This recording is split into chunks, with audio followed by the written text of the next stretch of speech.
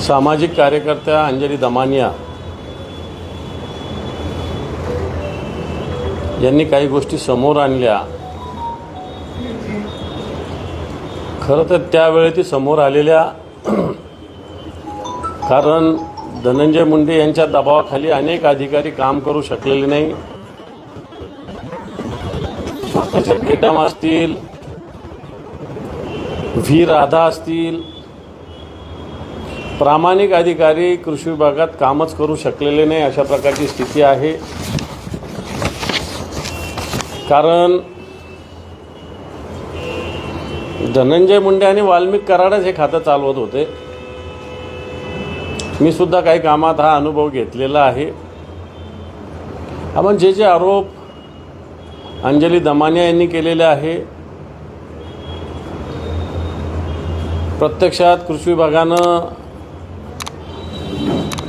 जे प्रस्ताव दिले त्याला माननीय मुख्यमंत्र्यांनी तसं पाहायला गेलं तर संमती दिली।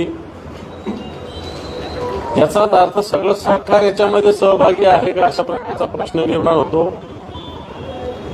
आणि सगळ्यात महत्त्वाचं, शेतकऱ्याच्या टाळूवरचं लोणी खाण्याचा हा प्रकार आहे। मी तर सांगेल, हे अव्वाच्या सव्वा दराने घेतले काही बाबी तर विदाऊट टेंडर सुद्धा या कृषी विभागात झालेल्या आहेत। निश्चित या काही दिवसांनी समोर येतील। परंतु अशा पद्धतीनं राज्याचा कृषी विभागाचा कारभार सांभाळणारा एक कॅबिनेट मंत्री असा कारभार करतो आणि राज्याच्या मुख्यमंत्र्याला, त्यांच्या नेत्यांना हे लक्षात येत नाही किंवा त्याच्याकडे ते डोळेझाक करतात। आम्हाला शेतकऱ्याच्या टाळूवरचं लोणी खाणाऱ्या अशा मंत्र्यांना ताबडतोब घरचा रस्ता दाखवला पाहिजे। हे कोणत्या समाजाचे नाही, कोणत्या जातीचे नाही, खऱ्या अर्थानं